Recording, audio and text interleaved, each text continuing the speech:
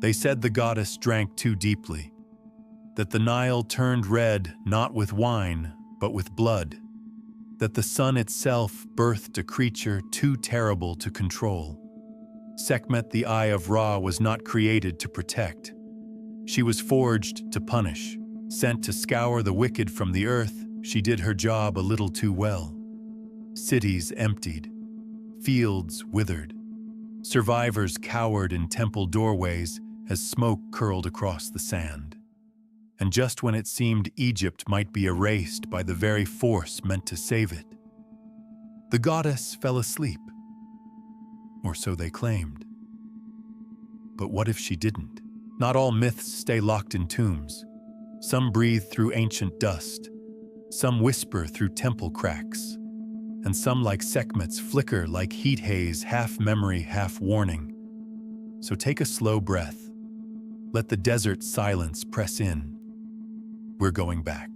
You stand at the edge of a stone threshold, one weathered by centuries of prayers, offerings, and fear. The sandstone still bears her face, fierce, feline, unblinking.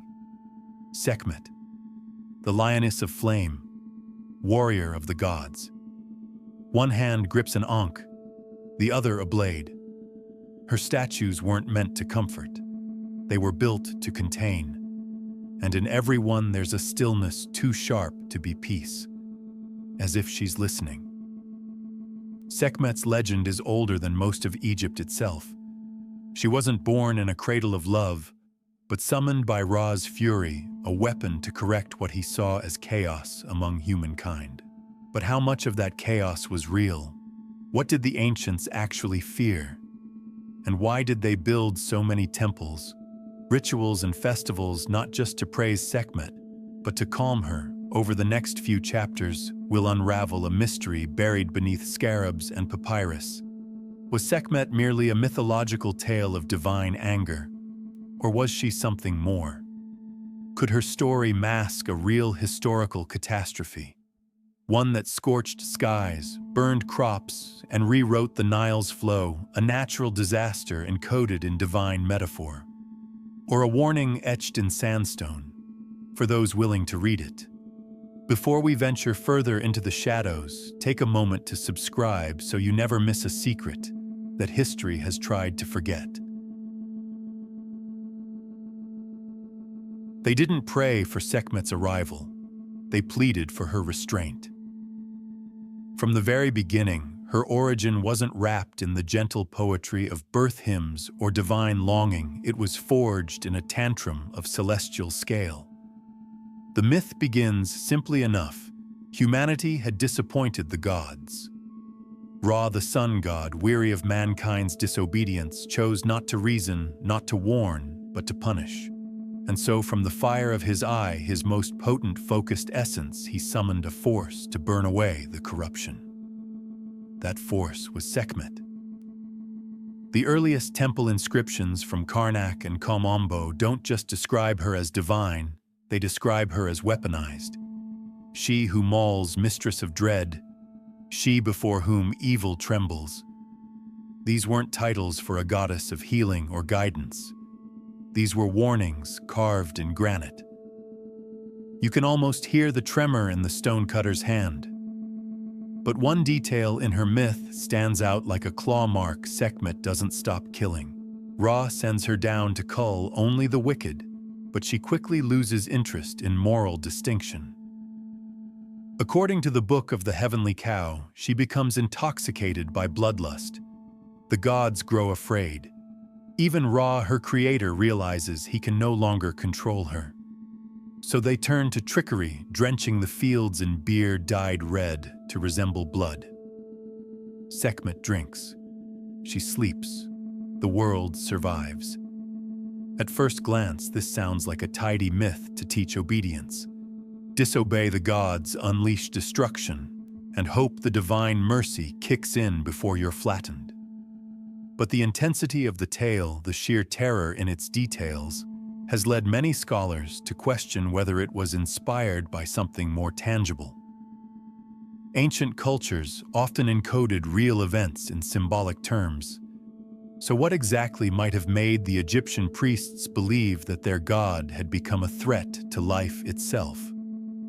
There's one recurring thread in the temple inscriptions that raises eyebrows. The sky darkens. Fire descends. Crops die. The air fills with screams and smoke. These aren't rare metaphors for divine wrath, but when echoed across texts from multiple regions and dynasties, they begin to feel less like poetry and more like reportage. And these weren't bedtime stories. Priests chanted these verses daily, as if keeping memory alive held off recurrence. A controversial interpretation from the 20th century posits that Sekhmet's myth might be rooted in a solar catastrophe, a rare but documented phenomenon where the sun emits a burst of radiation so intense it affects Earth's atmosphere. This theory, of course, splits the room. Traditional Egyptologists tend to prefer symbolic readings, Sekhmet, as moral allegory, not meteorological event. But a few voices in the fringe academic world, geologists and archaeoastronomers, mostly have asked whether a solar flare witnessed by priest astronomers could have left such a searing impression that it became mythologized as a goddess. It's not entirely outlandish. Ancient civilizations paid obsessive attention to the sky. The Egyptians tracked stellar alignments, sun cycles, and lunar phases with shocking precision. If something unusual had happened, something devastating, it would have been recorded. Perhaps not in a scientific notebook, but in the language they understood best, the sacred script of gods and monsters. Another lesser-known clue comes from a funerary stela uncovered near Thebes, now rarely displayed. It depicts Sekhmet massive and looming with fire pouring from her mouth, not symbolic flame, but drawn as tendrils reaching the horizon. Below her, humans writhe and fields crackle. Curiously, the hieroglyphs don't mention sin or punishment. They simply say, "The eye was opened. The earth trembled." This line, "the eye was opened," appears again in a fragment of the pyramid texts, though there it is associated with cosmic disorder rather than moral failure. Some argue that the eye might not have referred only to Ra or Sekhmet, but to an actual solar event, the kind that could ignite wildfires, desiccate crops, and drive populations to flee or revolt. Now you could easily write that off as a stretch, the kind of thing late-night documentaries spin into crisis. But the Egyptians were nothing if not deliberate. Their myths were structured systems. If they kept calling back to the same origin, the same moment when fire came down and order unraveled, perhaps they weren't just telling a story.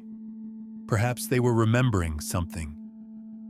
And if so, that memory was terrifying enough to personify, to name, to sculpt worship, and then desperately contain. They didn't build temples to honor Sekhmet's love. They built them like vaults, cages, with daily rituals spoken aloud, as if their breath alone kept her asleep. Of course, none of this proves that a solar event actually occurred, but already you're beginning to feel the weight of the pattern. A goddess created not to guide, but to cleanse. A myth soaked not in parable, but in fear. And a people who kept telling the same story again and again, not to glorify it, but to survive it. Next, we'll follow that thread further, because the stories didn't stop with Sekhmet's rage. They continued into rivers gone red and fields turned to ash. You trace your fingers across the faded ochre strokes of a papyrus fragment, brittle with age but stubborn in message. It tells of a river that turned red not in a single village or one unfortunate year, but across the breadth of the Nile. Fish floated to the surface. Crops shriveled in their beds, and the people, it says, feared the sky more than they feared their king. It's easy to dismiss this as religious allegory. After all, red water appears in many myths, including the famous plagues of Exodus. But when multiple independent Egyptian sources repeat the imagery with eerie precision, when temples in Thebes and Edfu and Elephantine all whisper the same fear, you begin to wonder if the priests were describing not punishment, but aftermath. Take the so-called admonitions of Ippur, a chaotic lament preserved from the Middle Kingdom. Its lines speak of collapse of the river as blood of fire in the heavens and famine on the earth. Most scholars date it to a period of internal strife, political rebellion, ecological disruption. But it's the sequence of events that's peculiar. First the Nile turns, then the skies dim, then hunger spreads. Not war, not taxation. Nature itself seems to rebel. And nestled among these curses is a phrase rarely discussed: the eye burns. The South dies first. Now that's interesting. The eye burns, a familiar phrase, one you've seen etched beside Sekhmet's image in half a dozen temples. And if you map the old cities, the South would correspond to Upper Egypt, where the sun's heat is fiercest, and where priestly observatories once watched the skies daily for omens. What if this wasn't a metaphor at all? What if the Red Nile was real? One proposed explanation quietly passed between scholars like a fragile heirloom is toxic algae bloom. It's plausible. Certain freshwater red algae, when overheated and overfed with nutrients, can spread rapidly and kill fish. But that doesn't explain the next part of the pattern: the death of fields. Some paleoclimatic data suggests a sudden period of high solar activity around 2200 BCE, correlating with the collapse of Egypt's Old Kingdom. The sun was not gentle, it scorched. And if that sounds like science crashing a sacred story, remember that to the ancient Egyptians, the two were never separate. Their cosmology was their weather report.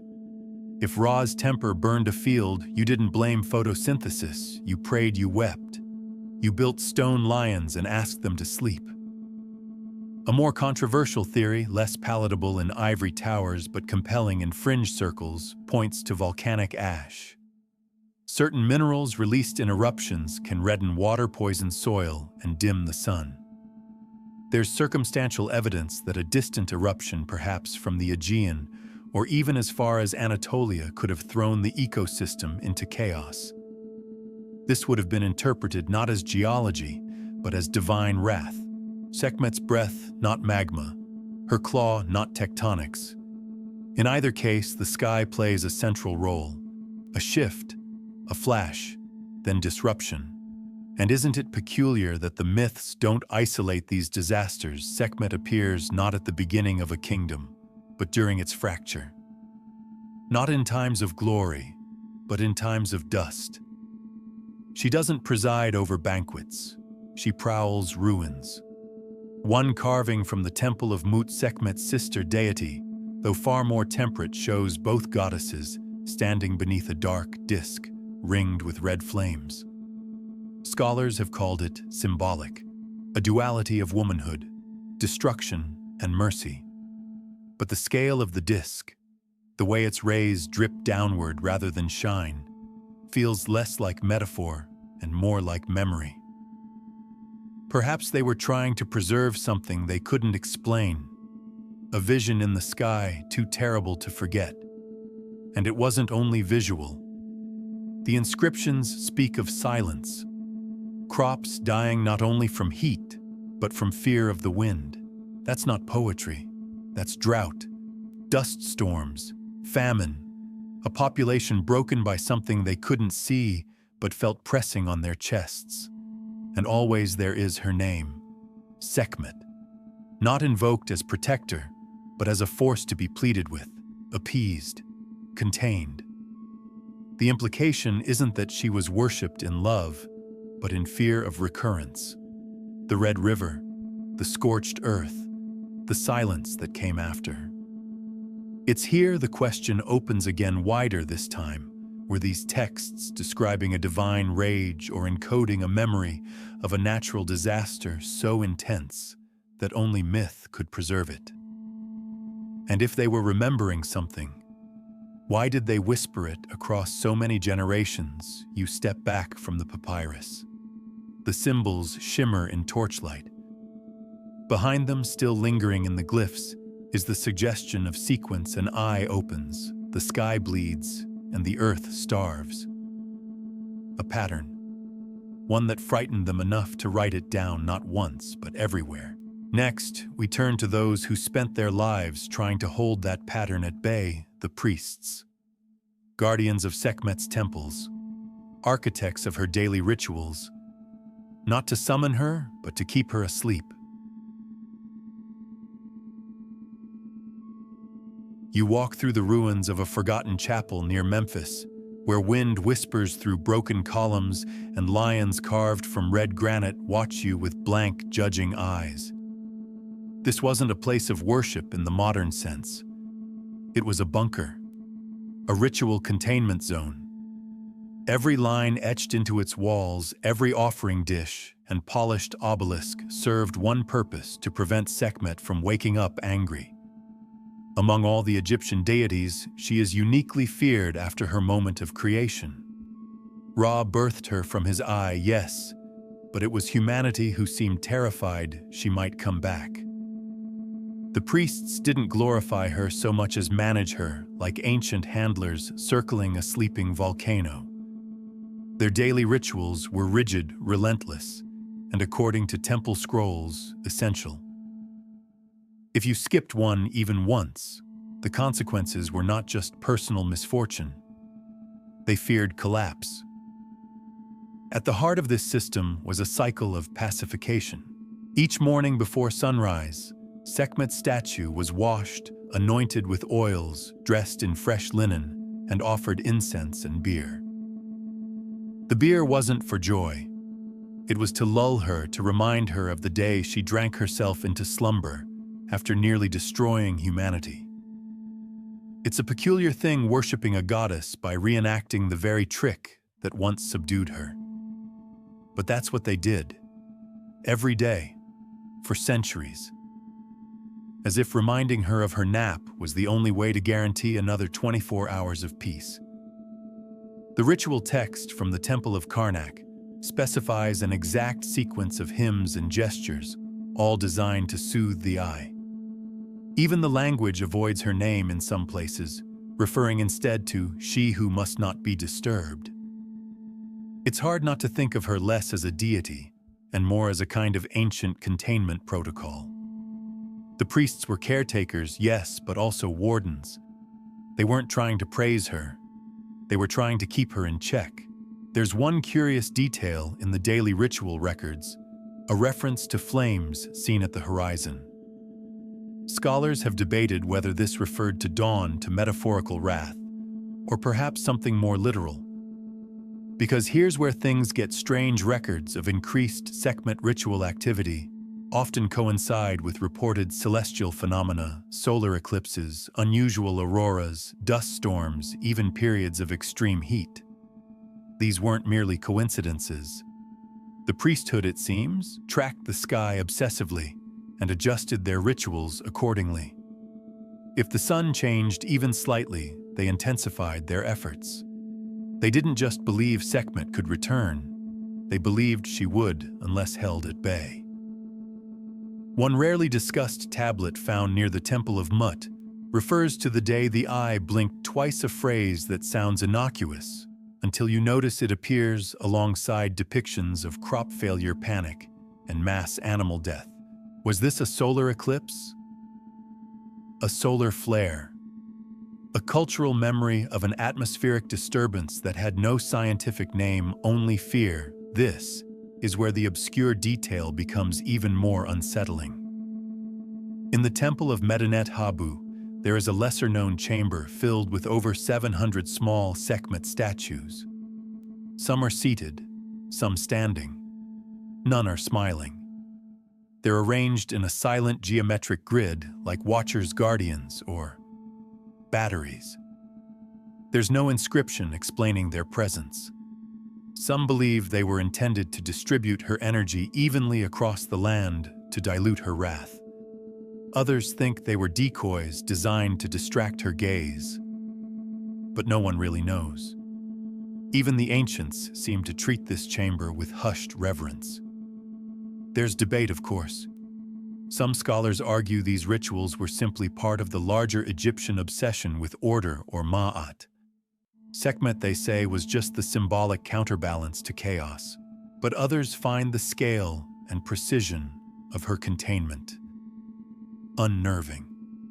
Why this goddess and not others? Why daily rituals for centuries, even when dynasties fell and pharaohs changed? And then there's the callback to earlier records, the persistent description of Sekhmet as not just divine, but triggered. Not constant, not omnipresent.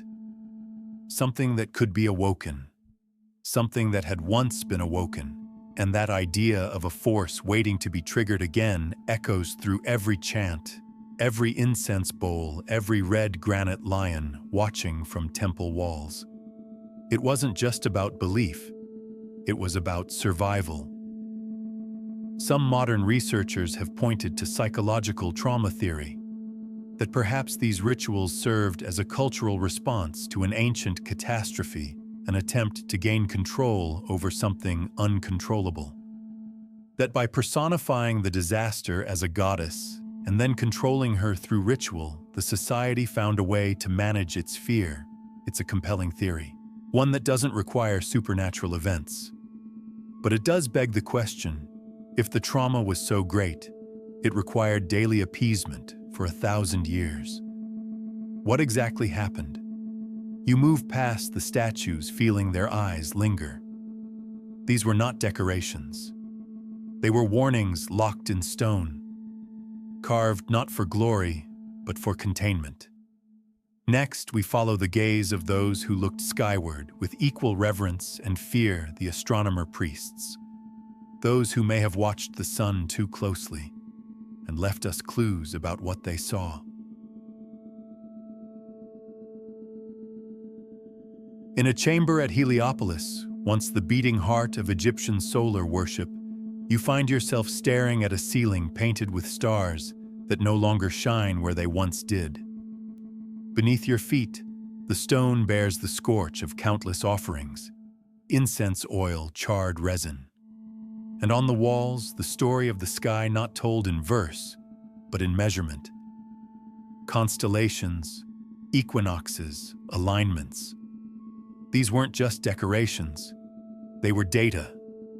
The ancient Egyptian priesthood wasn't simply a class of religious figureheads. They were in every meaningful sense scientists, astronomers, mathematicians, agricultural planners. Their temples doubled as observatories, and the sun, their most sacred deity, was also their most carefully studied threat. Sekhmet, birthed from the eye of Ra, was no random creation. The eye in many myths refers not only to divine sight, but to the solar disk itself. And this eye, when described as opening fully or flashing with rage, bears curious resemblance to phenomena recorded millennia later by space-age scientists, solar flares, and coronal mass ejections. Brief but violent eruptions of electromagnetic energy hurled from the sun's surface, capable of disrupting satellites and frying power grids. In the ancient world, they would have meant wildfires, failed crops, sudden searing heat. Modern researchers, especially those working outside the academic mainstream, have proposed that the myth of Sekhmet may encode memory of just such an event. Not metaphor, but witness. Imagine a solar storm so powerful it cast auroras over Egypt, turned night skies blood red, and triggered a heat wave that left livestock dead and silos empty. No tools to measure radiation, no concept of geomagnetism, just temples' eyes and fear. This interpretation remains controversial, of course. Mainstream Egyptology is slow to embrace theories that link cosmology with literal astronomical disaster. But curious details persist. For instance, several New Kingdom texts refer to the eye blazing unasked and describe it as a sign of impending imbalance. One priestly calendar from Deir el-Medina marks certain days as not to look skyward. Why not were these superstitions or inherited instructions? Here's the obscure clue that refuses to sit quietly. The priests of Ra maintained something called the House of Life, a kind of temple school where sacred knowledge was copied and preserved. In one fragment, long dismissed as allegorical, a scribe notes, "When the eye flared, the breath of the earth reversed, and flame rode the wind." That's not poetry. That's description. It echoes language used in far later accounts of solar storms, wildfires driven by dry, hot wind, crops collapsing, nausea, confusion, birds falling from the sky. Now, skeptics will argue this is reading too much into scattered lines, but those lines appear across dynasties, across regions, and always linked to Sekhmet. Not Isis, not Hathor, only her. There's also the matter of orientation. Many of Sekhmet's statues are not randomly placed. They face celestial events, solstices, equinoxes, specific star risings. Some face east toward the dawn, others are pointed deliberately toward the midday sun. But a few placed in isolated shrines seem to be aligned not to fixed stars, but to the zenith path of the sun at its hottest, at its most dangerous, almost as if to say, "Watch here. This is where she comes from." And yet, for all this attention to celestial timing, the priests never tried to stop Sekhmet, only to calm her. Their chants ask her to temper her flame, to close the eye, never to change or disappear. They feared what might happen if they ignored the signs. They feared being caught unaware, and perhaps they feared forgetting. That fear echoes in one particularly unsettling passage from the hymn to Sekhmet. "Should the eye awaken without name, no voice shall soothe it, no rite shall bind it.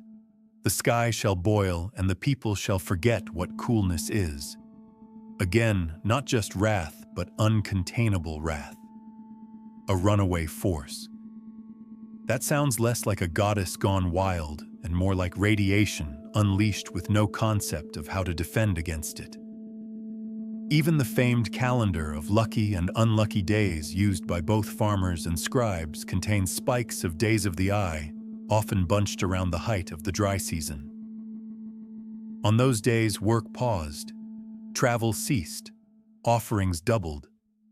Not because of solar mythology, but perhaps solar experience. Of course, there's no surviving Egyptian record explicitly stating a solar flare occurred today. But they wouldn't have had that vocabulary. They had metaphors, gods, eyes, flame, and the terrifying knowledge that sometimes the sky punished them in ways they could only narrate in ritual and stone. Sekhmet became the face of that fear. A goddess not just of plague and war, but of unseen heat, of chaos that couldn't be reasoned with.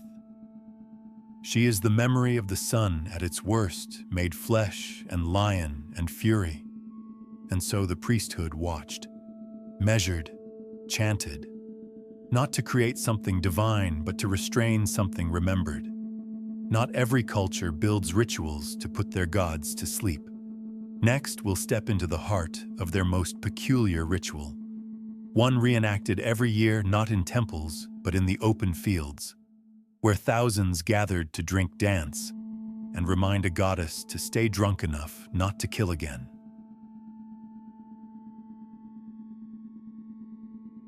Imagine this: the edge of dawn, the scent of barley beer in the air.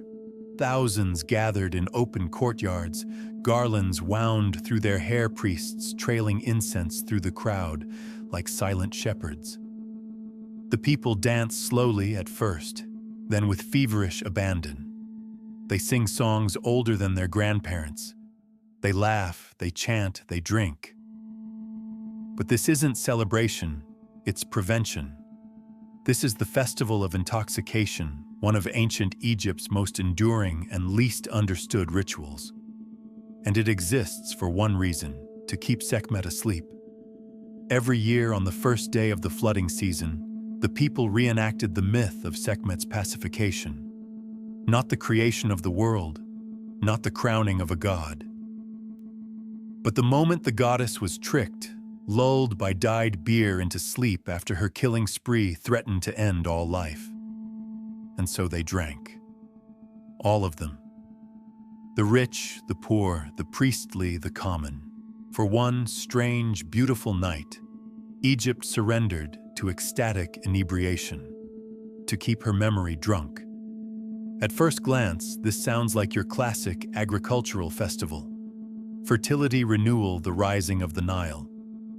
But dig a little deeper into temple records, into the language used to describe the rites, and you find something darker. The festival was not purely joyful, it was tinged with desperation.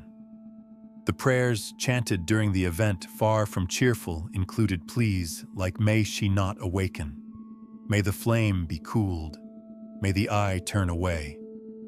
And here's the twist: this wasn't a static, fossilized rite. It evolved. In some centuries, it lasted one day, in others, 3. Some dynasties held it privately within temples. Others let it spill into the streets. But always the core remained the same: inebriation as ritual sedative. A civilization reperforming the same act of trickery that once saved them. One of the most obscure references to the festival comes from a stela found near Abydos. It describes an unusually hot season during which the priests extended the festival by a full week, citing omens in the eye and sky-borne fire seen in the northern quarter. Whether this was metaphor or not, the implication is unsettling. When the weather changed, when the sun behaved oddly, they responded not with science, but with beer stories and collective forgetfulness. Or perhaps collective remembrance. The question lingers: why perform this festival so widely, so publicly, for centuries? Was it truly about appeasement or survival? If the myth of Sekhmet was inspired by a real event, a solar or environmental catastrophe encoded in religious narrative, then the festival may have served as a cultural therapy, a reenactment of salvation, a reminder that disaster could be averted if they just followed the steps. Anthropologists who study trauma rituals often point to this kind of repetition. A society scarred by collective catastrophe will over time develop ways to process it through celebration. The trauma doesn't disappear, it gets translated into color, into music, into memory disguised as myth. And so Sekhmet wasn't just a warning. She became the center of a yearly exorcism, an ancient group therapy session that for one brief window each year turned dread into dance. And yet even within the celebration, there was control. The beer was carefully brewed, colored red to match the blood she once craved, poured into specific vessels, sometimes over lion-headed statues. Participants were expected to reach a state of joyful surrender, but priests observed closely. The goal was not chaos. It was ritualized chaos, safe chaos, the simulation of the apocalypse without letting it take root. One festival account from the time of Hatshepsut describes a moment when the crowd went silent, a sudden wind, a cloud over the sun. The high priest paused, and the scribes recorded. The eye watched us, and we froze. Nothing happened, but that silence, it hung over the rest of the night. Even in reenactment, fear lingered. Modern scholars debate the true function of the festival. Was it purely symbolic, a fertility rite dressed in dramatic myth? Or was it, like so many things in Egypt, a reenactment with real stakes? If even a fraction of the Sekhmet myth is based on lived experience, solar flare, volcanic sky, or otherwise, then the festival becomes more than tradition. It becomes a safeguard, a civilization's way of saying, we remember. We don't understand, but we remember. And that memory, it's carried not in the high temples, but in the bodies of thousands dancing to forget what their ancestors couldn't. The warmth of the sun, the taste of heat in the wind, the crackle of grass beneath feet that knew drought better than rain. We return now to those temples, but not just any temples, to the ones placed with eerie precision across Egypt. Temples that didn't just worship Sekhmet, they formed a map, a grid, a shield, or maybe a circuit. You're standing before a lioness carved in basalt, her eyes unblinking, her jaws closed but tight with potential. Sekhmet again. But this statue isn't alone. It's one of dozens, hundreds, if you count the scattered remains catalogued from Luxor to Dashur. You could say the Egyptians were simply devoted, but there's something odd here. These statues weren't placed at random nor solely for art. When mapped together, they form a deliberate lattice, each one standing at specific distances, aligned with startling consistency. This wasn't just veneration. This was placement with purpose.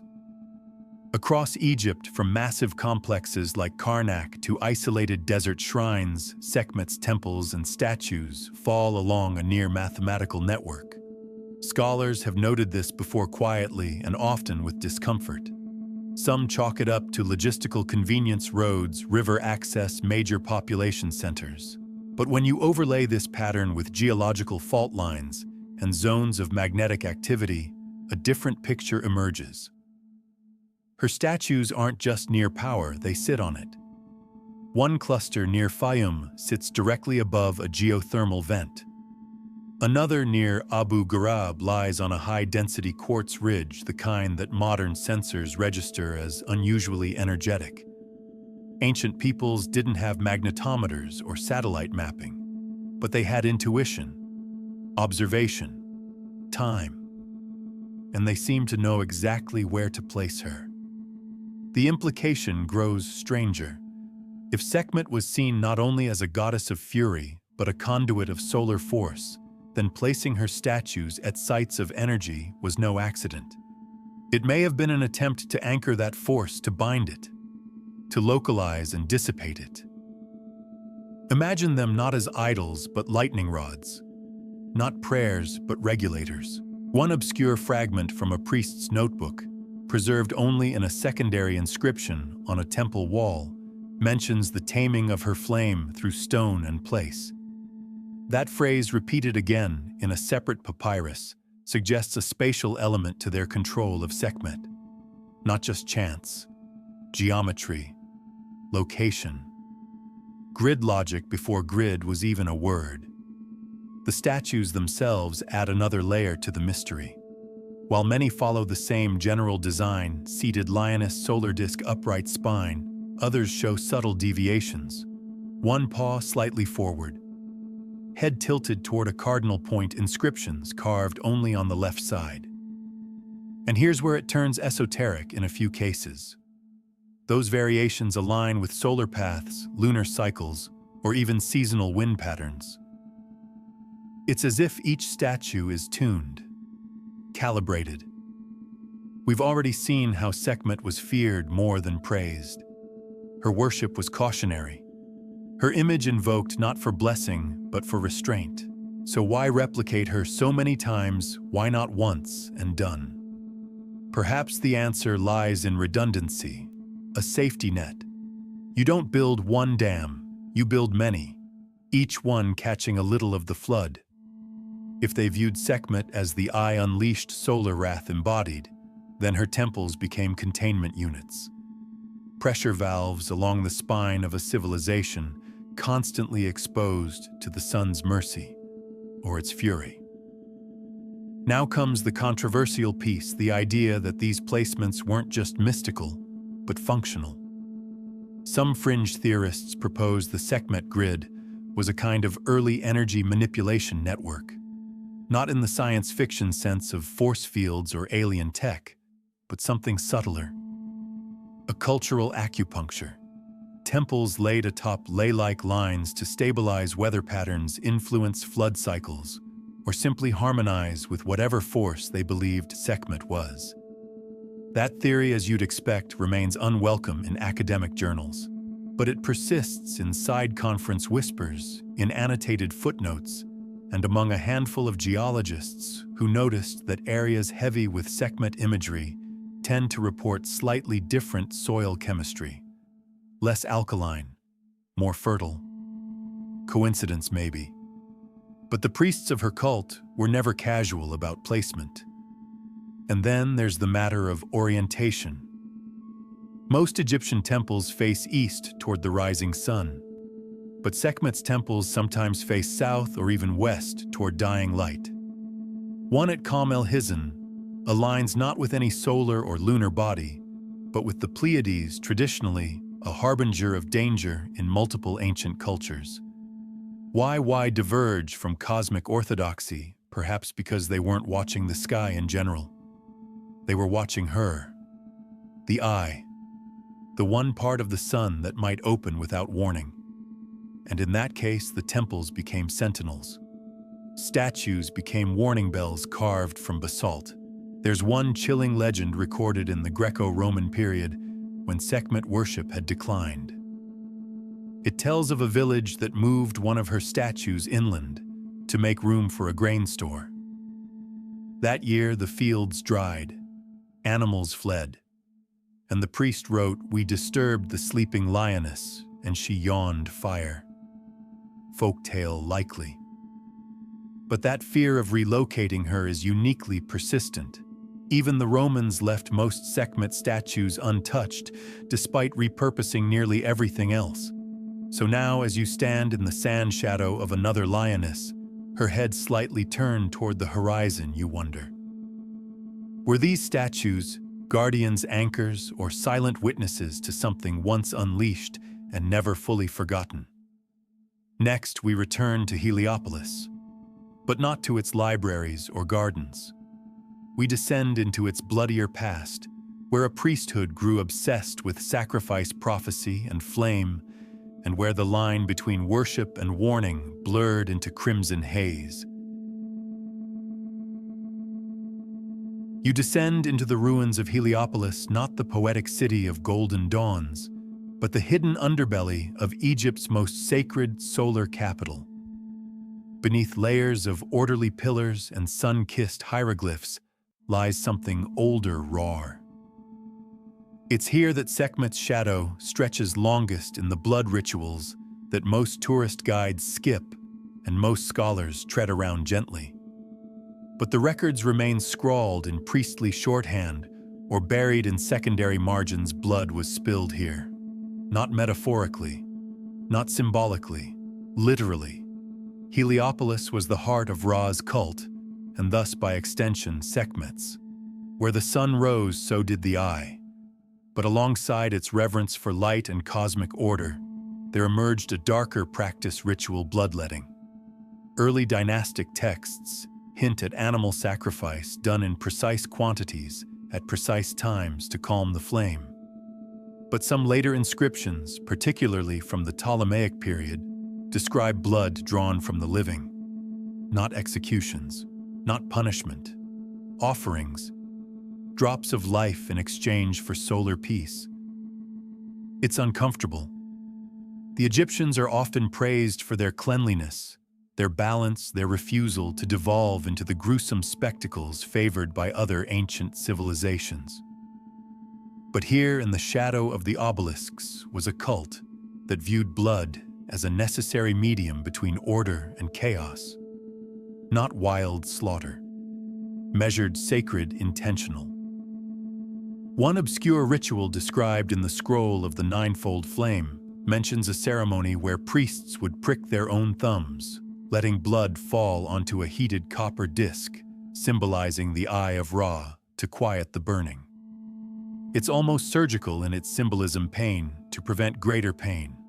Sacrifice not to gain favor but to delay catastrophe. And Sekhmet is always there, watching, waiting. The scroll refers to her as she who counts drops implying a required volume, a specific toll. It's here that modern interpretations split. Some see this as high poetry, allegorical purification.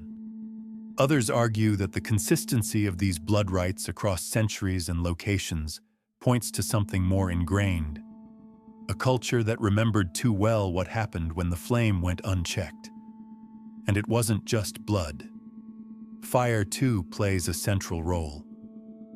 Priests of Heliopolis maintained constant flame in Sekhmet's shrine, burning resin cedar and sometimes myrrh mixed with ox fat. The smell would have been overwhelming, thick, clinging. It's believed that this wasn't merely offering, but replication, a simulation of the event they feared. Keeping the memory hot, keeping her fed. There is a particularly eerie reference in a scratched fragment near the Temple of the Phoenix. Yes, that phoenix, the mythical bird that burns and rises again. It reads, "If the eye stares long, bring forth the red breath." The phrase red breath is not found in other contexts. Some believe it refers to fire. Others suspect it meant blood vapor offered in heated bowls. Either way, it implies desperation, a last resort offering to halt an invisible radiant fury. These rites were not part of public festivals. They were private, controlled, cloaked in secrecy. Initiates were sworn to silence. And that perhaps is why so few records survive intact, not because they were lost, but because they were buried. Modern scholars who attempt to reconstruct these rites often face pushback, accusations of sensationalism. But the patterns are difficult to ignore. The increase in Sekhmet-related blood rituals during periods of documented famine, drought, and solar irregularity, recorded not just in Egyptian sources, but corroborated in tree rings and ice cores from distant continents, suggests a civilization reacting to real, observable pressure. And here's where a chilling callback emerges from the myth's earliest tellings. Remember the line from the Book of the Heavenly Cow. The eye did not return willingly. She had to be tricked. And once she slept, the gods didn't simply thank her. They built shrines, statues, ritual systems, daily protocols. Why? Because they didn't believe she was gone. They believed she was dormant. And the blood, the fire, the chants, they were all reminders. We remember. Please don't come back. In the city that worshipped the sun, they feared its messenger. And that fear over time became its own kind of devotion. Not awe, not worship, management, superstition weaponized into liturgy. There's a modern term for this: risk mitigation. The priests of Heliopolis weren't simply mystics. They were managers of cosmic threat. And Sekhmet was their ticking clock. Each chant, each drop, each flame, they were trying to delay the strike of a goddess they didn't believe they could defeat, only appease. And so generation after generation, they bled and burned. Not because they wanted to, but because long ago, they saw something that made them believe they had to. Next, we'll pull the pattern together. Because it's not just ancient Egypt that feared her return. There are echoes across history, across cultures, of something that looks, sounds, and burns just like Sekhmet. And when you align the timelines, a disturbing rhythm begins to emerge. You follow the threads now, not as myth, but as timeline. A pattern begins to take shape like something stirring beneath centuries of dust. What if Sekhmet's fury was not a one-time tale, but a cycle, a pulse that beat not just through the mythologies of ancient Egypt, but through history itself? The further you pull back, the more disturbing the alignments become. Start with the Old Kingdom collapse, around 2200 BCE. Sudden drought, Nile failure, starvation, political fragmentation. A civilization that had once seemed immortal now clawed for survival. And in temple inscriptions from this era, Sekhmet appears with greater frequency, statues, prayers, even fragments of new hymns referring to her as the flame renewed. Coincidence, perhaps, but the next appearance is harder to ignore. Roughly 1200 BCE, the Late Bronze Age collapse. Entire empires fall in a span of decades, the Hittites vanish. Mycenae burns, Ugarit disappears in a single night. Even Egypt, though it technically survives, contracts, shaken. And there she is again, Sekhmet invoked with urgency in Theban rites. New rituals, renewed offerings. One text from this time refers to her as the returner of chaos, not bringer. Returner, as if they remembered her, as if she'd come before. Then, 535 CE, a volcanic eruption, possibly Krakatoa, casts a veil of ash across the planet. The sun dims, crops fail from China to Britain, the year without a summer. Famines, plagues, unrest. And in the ruins of Coptic monasteries in Egypt, scribes scrawl apocalyptic warnings, including a chilling invocation of a lion-headed force that drinks flame and withholds mercy. They don't name her, but the shape is there. Even more recently, 1859, the Carrington event, the largest recorded solar storm in modern history. Telegraph lines burst into flame. Night skies pulse red and green with auroras as far south as Cuba. If it had happened today, satellites would fail, power grids collapse, civilization would blink. It didn't. But it could have. And had something similar occurred in ancient times, with no shielding, no science, no explanation, what else could they have done but name it, fear it, and build stone to contain it? This is the core of the emerging theory that Sekhmet represents not a goddess, but a memory. A long, terrifying memory of solar violence. The Eye of Ra wasn't just symbolic, it was experiential. They saw it, they felt it, and it hurt them. The question now becomes more chilling: are we due again? Solar cycles peak every 11 years. Most are mild, some are not. The 2025 maximum is expected to be among the most active in decades. Agencies monitor solar output daily, issuing warnings, adjusting systems. We have names for it now: coronal mass ejection, geomagnetic storm. But we still can't stop it. We just hope to see it coming. Not unlike the priests of Heliopolis. They didn't understand plasma or radiation, but they understood consequence. They built systems to monitor the sun, not to worship blindly, but to predict the unpredictable. And when the signs aligned, when the air felt wrong, when the sky flickered, they intensified their rituals. They gathered the people. They reenacted the night. Sekhmet was calmed, not because they believed in happy endings, but because they remembered the alternative. And across cultures, similar figures emerge. In Hindu mythology, there's Kali, destruction with a smile.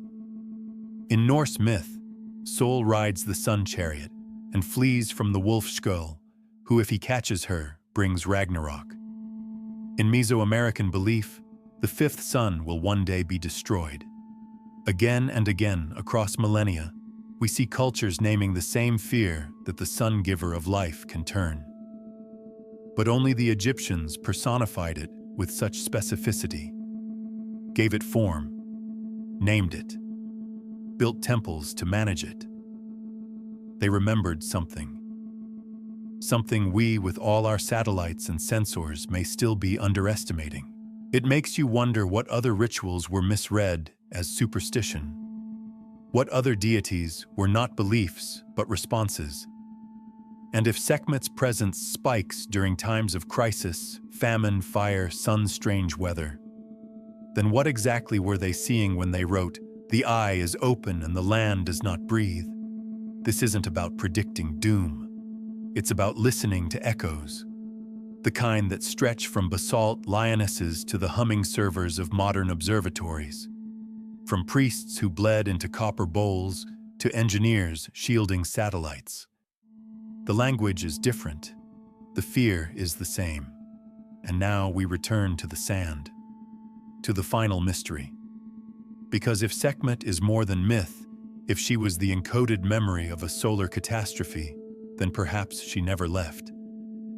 Perhaps she only sleeps, watched over by statues, remembered in rituals, dreaming beneath layers of sand and silence, waiting for the sun to call her name again.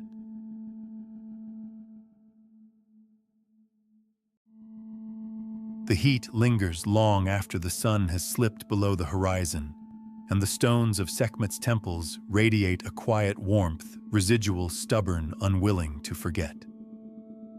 You walk the edge of one such ruin now, your shadow long and thin across the sandstone. There's no one chanting, no priests reciting the ancient names, just silence. And yet, it feels like she's still listening.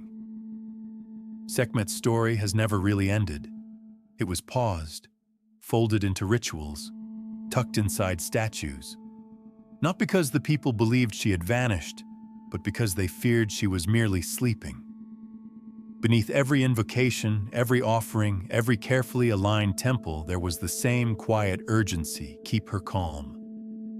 Because if she stirred again, if the eye opened without warning, the world might not be ready a second time. Today, we no longer speak of goddesses when the sky flares.